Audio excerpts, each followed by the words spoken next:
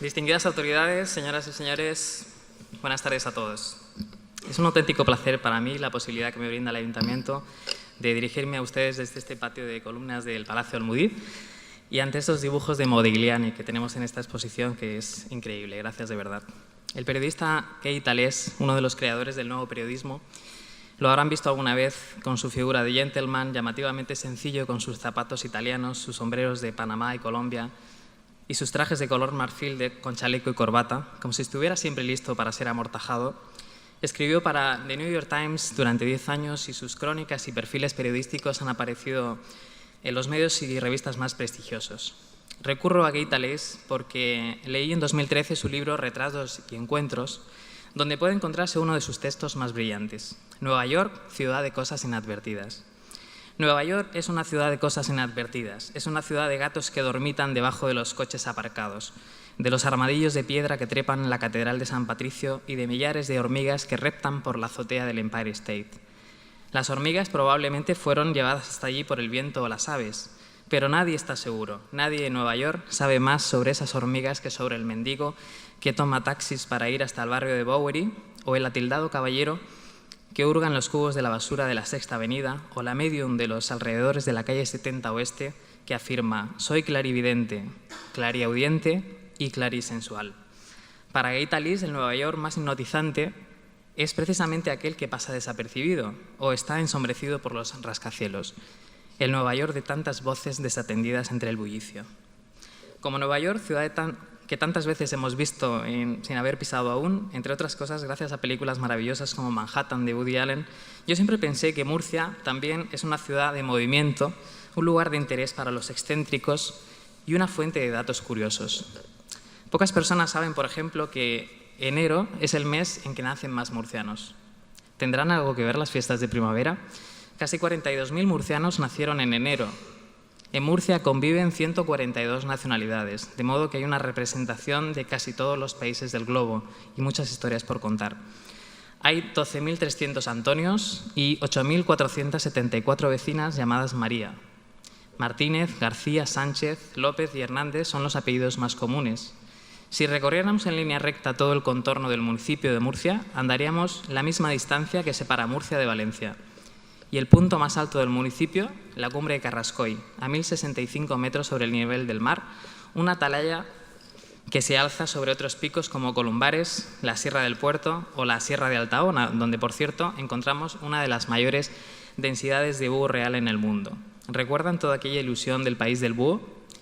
En cualquier caso, Murcia es tierra extrema. Eso se presiente. Y no solo porque ostente el récord de temperatura máxima medido por la EMET, 47,2 grados centígrados, ni porque sea la capital de una región europea que más horas de sol tiene al año, 3.230 y en 2018. En octubre de 1554, la ciudad corrió un gran riesgo de perderse por una riada. Aquí nunca llovió al gusto de nadie. Estacas, colchones y fajinas se han utilizado siempre para taponar portillos cada vez que el río Segura venía convertido en una exageración y amenazaba con arruinar casas y conventos. La vida nunca fue fácil en Murcia. Siempre hemos estado en trance de perdernos. Cuando hablamos de avenidas no nos referimos a la inasequible Quinta Avenida, sino a esas incontenibles crecidas de los ríos que desbordaban presas y acequias y que siempre rompían nuestras defensas, nuestros malecones, inundando los arrabales de la ciudad y su vega, colmando los almarjales, dejando en la miseria una y otra vez a sus habitantes. Hemos valorado los daños en maravedíes, en ducados, en reales, en pesetas y ahora en euros. Hemos quedado 1000 veces cercados por el agua, sin morada, y aquí estamos, en pie de nuevo. Murcia siempre resurge, pese a la violencia de los diluvios, volviendo a ser desde cero. La vida entendida como un hecho coyuntural, una existencia condicionada por los elementos de la naturaleza, una vida emanada de la tierra que cultivan los huertanos y huertanas dependientes del cielo y de la suerte, que cuidan con cariño y apego ese lugar que habitamos, seguramente el único planeta posible, una Arcadia perdida, resumía con honda nostalgia nuestro poeta Francisco Sánchez Bautista. Mi abuela Carmen, de Rincón de Seca, que sabía cortar el mal de ojo y era una fanática de la tortada con merengue, con su bizcocho empapado en almíbar y almendras tostadas, un espectáculo, Todavía no sé por qué a la gente le gusta más la tarta de nata, pero bueno. Era muy dada a observar los cambios atmosféricos en los primeros días de enero o de agosto. Ese cálculo popular, las cabañuelas, sirve para pronosticar el tiempo durante cada uno de los meses del mismo año o del siguiente. A mí me parecía algo prodigioso que acertara. Recuerdo que su hermana, una tía de mi madre que estuvo soltera hasta los 40 y tantos, que trabajó durante muchos años en Barcelona como moza de servicio, cada Navidad hacía sus propios instrumentos para cantarnos el aguilando zurriendo una caña como los hombres de las cuadrillas. Eran mujeres felices y con el ingenio propio de los supervivientes, porque sobrevivieron a la miseria de la guerra y la posguerra y porque tenían que pasar la barca y vivir en la otra orilla, en aquella Murcia silvestre colmada de frutos y otras delicias que quedaba al margen del cascarón urbano. Donde se alzó la catedral de Santa María estuvo antes la Aljama, la mezquita mayor de la Medina andalusí hasta mediados del siglo XIII. Recuerdo una vez, haciendo un reportaje sobre la restauración de sillares de la torre de la catedral, que los canteros manchegos contratados me contaron cómo es hoy en día el antiguo oficio de cantero. Muchas piedras del monumento de nuestra catedral tienen la firma de sus cinceladores y uno de ellos, y así lo conté entonces en La Opinión, me descubrió su marca, unas gafas de John Lennon que andarán por ahí en algún lugar secreto que seguramente haya sido adoptado como nido por tórtolas y palomas o tomado por esas matas rebeldes que en cada 2 por 3 brotan entre profetas y sibilas en el icónico imafronte barroco. Por cierto, en la torre de la catedral, una de las más altas de España y separada del resto del templo, como la torre de Pisa, está la que llaman campana mora, la antiquísima campana de los conjuros, porque en la fachada sur del templo encontramos el conjuratorio. Para mí es uno de los lugares más enigmáticos de Murcia, ese balcón desde el que, por eso que hablábamos de la lluvia, el canónigo o el obispo rogaban con una reliquia de la Santa Cruz, exhortando a los 4 puntos cardinales que se fueran de Murcia todos los azotes venidos a hacer mal a los murcianos. ¿Quién se acuerda ya de que a unos metros de aquí se casó en 1271 una infanta, Beatriz de Castilla, hija de Alfonso X el Sabio, cuyo corazón reposa en el interior de la Catedral de Murcia, y doña Violante de Aragón, y nieta de Fernando el Santo, el rey de Castilla y León, y de Jaime I el Conquistador, el rey de Aragón? ¿Y todo esto a cuento de qué? Pues que la historia de Murcia es realmente enjundiosa. No solo se reduce a moros, cristianos y judíos. Desde el periodo calcolítico, este valle atrajo a grupos humanos sedentarios. Era el mundo de las cabañas y de las herramientas de piedra, de hueso y de madera, mucho antes de las ocupaciones argáricas, íberas o romanas, una secuencia que se repite tanto en las faldas de la cordillera del Valle como en el codiciado promontorio de Monteagudo. El pasado fin de semana concluía una interesantísima exposición en el Museo de la Ciudad en la que 40 artistas, escritores y periodistas hemos colaborado para ofrecer un relato desde la fundación de Mursilla en el año 825 hasta nuestros días. Yo elegí el siglo XXI en este trabajo conjunto. La ciudad que hemos recibido es fruto de todos esos pasos dados por nuestros antepasados, hombres y mujeres que tomaron decisiones no siempre pertinentes. Los encantos medievales y la pomposidad barroca de Murcia ya eran 2 auténticas razones de ser, pero la modernidad impuso lógicas necesidades que aquí no estuvieron exentas de polémica, como esa paulatina desaparición de la muralla medieval, de la que hoy apenas quedan en pie 2 de sus 90 torreones, en Verónicas y en Santa Eulalia. Describió Murcia en el siglo XIV el cronista Ramón Montaner como muy noble y honrada y muy fuerte, casi la ciudad mejor amurallada que haya en el mundo. Cuando los reyes católicos visitan Murcia en 1488, 4 años antes del llamado descubrimiento de América, la muralla todavía era muy alta y muy fuerte, hermosa, como muchos torreones, alzada para protegerse, como hemos ido diciendo, de esos ataques enemigos, de las riadas y de las epidemias, como recordaba Francisco Cascales. Este mismo Palacio Almudí, antiguo pósito de grano, se levantó sobre parte de la muralla, utilizándose restos de ella para la construcción de sus muros, y hasta el mediados del siglo XIX estuvo en pie. Nuestra muralla estuvo en pie hasta esa fecha. No podemos vivir del pasado, pero tampoco es aceptable olvidarlo o relegarlo en el discurso sobre el que queremos sustentar en nuestro futuro eso que llamamos marca Murcia. Murcia no es una ciudad sin pasado. Todo lo contrario, sobre estas ruinas se han apuntalado el presente, queramos o no, el viejo cascarón, atravesado por adarves y acequias y bordeado por ese moldeable y exuberante Edén que era o es todavía, pese a todo, la huerta, pareció a veces un estorbo para el futuro dibujado en los mapas. Cada década tiene sus modas y eso implica, desgraciadamente, renuncias en el paisaje. Así fue como las líneas acabaron imponiendo sus normas, dejando en muchos casos al descubierto una nula conciencia en la protección y conservación del patrimonio histórico-artístico, no solo eclesiástico, sino civil, el más damnificado. Y así fue también como la ciudad gastada, esa que había sido alimentada desde su origen por el vaho sabio de llanos labriegos, fue proyectándose, y no siempre con desdén y desacierto, aunque en el imaginario haya perdurado aquella inexplicable decisión del alcalde Domingo de la Villa de demoler en 1953 los baños árabes de Murcia, los baños árabes de Madre de Dios, bien para el que no valió su declaración como monumento nacional, porque justo por aquellos arcos de Al-Ándalus había que abrir una gran vía. Si el propósito era marcar diferencias, es evidente que a veces no nos importó si eso era contraproducente para la ciudad heredada y si esa modernidad acaso no iba a borronear su propia personalidad. Murcia creció, sí, y en ocasiones a costa de poner en peligro sus elementos patrimoniales. Fue una expansión hasta cierto punto voraz y desigual, pues a medida que el entorno metropolitano fue acrecentando sus atractivos en aras a conseguir un mayor dinamismo comercial y económico para retener todo el capital industrial, también hubo repercusiones demográficas, con un incremento notable de la población. Murcia es el séptimo término municipal más poblado del país, creciendo con ello las demandas de los vecinos de pedanías para gozar de un mínimo de calidad de vida en sus entornos. Una de esas exigencias históricas fue la eliminación de las vías del ferrocarril en superficie, una promesa que todos los grupos políticos abrazaron para conseguir la renovación de los barrios del sur y que se hizo derrogar con una rocambolesca sucesión de dimes y diretes y todas esas manifestaciones que hemos ido contando a lo largo de 3 décadas en La Verdad.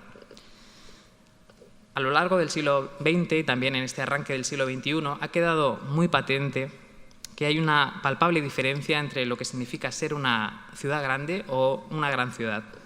Esta distinción fue tradicionalmente un asunto recurrente en cada periodo electoral, avivando interesadamente el debate político y arrancándose compromisos, aunque no todos llegaron a hacerse realidad.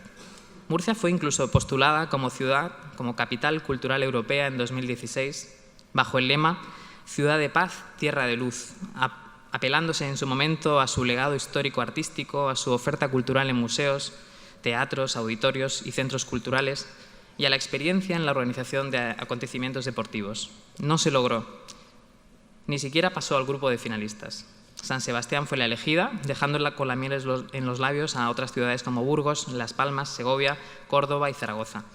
Lo cierto es que Murcia, en su noble aspiración por distinguirse, ha ido mudando de piel, incorporando nuevos lenguajes arquitectónicos, coqueteando con las vanguardias en cada momento, renovando su fachada más visible y generando consonancias en sus contextos con intervenciones singulares, como la que llevó, por ejemplo, a Rafael Moneo a idear el edificio anexo al ayuntamiento y la remodelación del entorno de la catedral o los puentes que imaginó Santiago Calatrava para cruzar las riberas del río.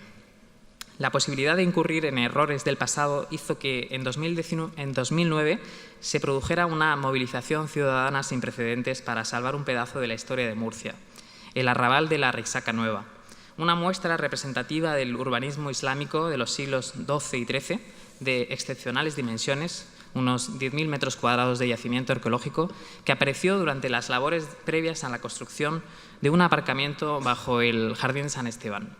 Aquella prueba del destino, pese a las reticencias iniciales, sirvió para romper inercias e invita a pensar que Murcia está a tiempo de encajar esta y otras herencias del pasado en su esquema actual, demostrando una sensibilidad y un interés real por su propia historia que en algunas épocas fueron relegados sin motivos coherentes. Quizás sea una de las claves para recomponer ese orgullo herido y para renovar también ese discurso fatalista que nos ha llevado hasta donde estamos, con mucho aún por hacer para ir respondiendo a esa ilusión de la corporación municipal actual de recuperar el sitio histórico de Monteagudo y el barrio de San Esteban, dos polos culturales que, gestionados continuo y con la participación de diferentes agentes, a buen seguro que será beneficioso para Murcia. Los murcianos somos gente llana por naturaleza. Me gusta esa palabra para definirnos, llaneza. Somos decididos emprendiendo caminos y arriesgados en las aventuras empresariales. Hay exponentes en todas las disciplinas académicas, en todas las artes, en todas las ciencias y en todos los deportes. Gentes talentosas, gentes generosas, gentes hospitalarias y gentes solidarias. Somos gente volcada en exceso, incluso en ese deseo de complacer e integrar a todos. Tendemos la mano antes de que veamos el gesto en el otro. Entendemos la diversidad y abrazamos la diferencia, porque hemos sido emigrantes y porque podemos volver a serlo. Nos encanta ser anfitriones y también ejercer de embajadores. ¿Pero eso nos hace diferentes? ¿Acaso no hay buenos anfitriones o incluso mejores embajadores que los de Murcia?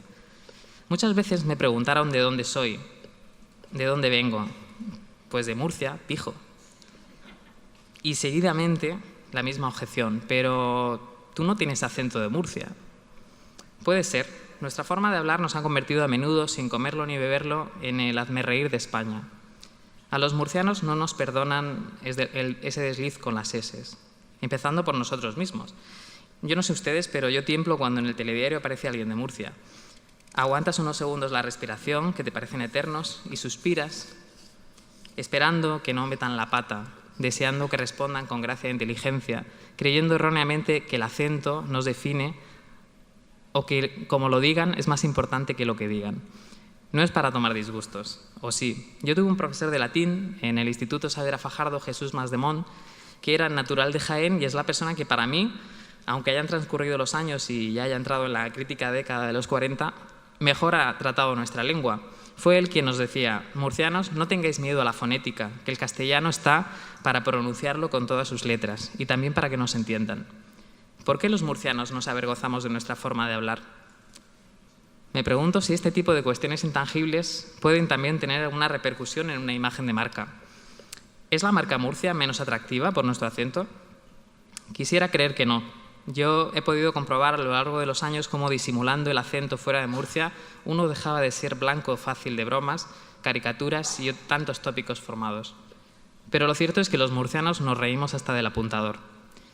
A Dios gracias que el humor nos acompaña. Ahí tenemos a excelentes humoristas y monologuistas que nos ayudan a desdramatizar. Claro que hablar de chuminás o decir de saborío, revenío, roal o zagal no es un disparate. No podemos negar nuestro punto barroco en nuestras manifestaciones y en nuestra forma de ser y de vivir. Un amor por el esperpento que nos hace disfrutar de las fiestas con asombro, ponernos en guardia ante lo insospechado y ser incrédulos hasta que vemos el caos con nuestros propios ojos. Somos así y así nos han conocido, pero desde luego no podemos reconocernos en el tópico de aquella canción de la movida madrileña que cantaba Alaska en Pepi, Lucy Boone y otras chicas del montón de Pedro Almodóvar, en la que la mujer murciana era tenida por obscena, hortera y lisonjera, pasando por alto alguna que otra grosería. Es cierto que los murcianos nos hemos acongojado en ocasiones y hemos experimentado complejo de inferioridad. Todo eso ya no tiene sentido. Creer que Murcia puede marcar diferencias no es tan descabellado. Nuestra forma de vida, nuestro punto de vista o nuestra manera de hacer las cosas no siempre fue la más acertada. Aún así, sigo creyendo que aprender a valorarnos más, creer más en nuestras potencialidades, es una gran asignatura pendiente. Urge acabar con todas las limitaciones del espíritu, pues si algo tenemos en común todos los murcianos y murcianas es el afán por acariciar el progreso, sin ser más ni menos que nadie.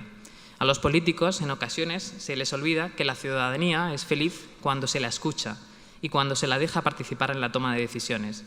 Y es infeliz cuando pasa el tiempo y ven cómo la desidia y el abandono se apodera del entorno, como si esto fuera el eterno día de la marmota. Esto también ha afectado el ánimo y puede que haya influido en nuestro carácter y en nuestra personalidad como pueblo. Murcia no sería la misma sin esa tendencia generalizada a experimentar la calle, de noche o de día, en todas las épocas y especialmente en Semana Santa y en fiestas de primavera, la estación favorita de los turistas que aprecian en nuestra confortadora gastronomía esa combinación que forman la huerta, el campo y el mar, un trimonio que tiene su estandarte en las denominaciones de origen de la región, que, siendo además una comunidad tan chiquita, todos asumimos como propias. La impresión general es que aún queda frente por conquistar para consolidar Murcia como capital de servicios, como capital cultural, avanzando en la profesionalización y modernización, actualizando los discursos y valorando todos los sentimientos positivos que despierta la marca, que son claramente infinitos. Como en Nueva York de Gay Talese, yo sigo contemplando Murcia con admiración porque veo en ella una ciudad inquieta, plagada de bellezas ocultas. Yo animo a todos los murcianos y murcianas a que seamos capaces de transmitir esas ventajas y seguir proyectando una ciudad condicionada por su historia y por su geografía, pero aún con el ardor y el empuje de un adolescente. Si queremos atraer talento y oportunidades, no hay más remedio que seguir haciendo música. Escribamos entre todos la más bella partitura y ojalá que propios extraños disfrutemos siempre con la melodía. Muchísimas gracias.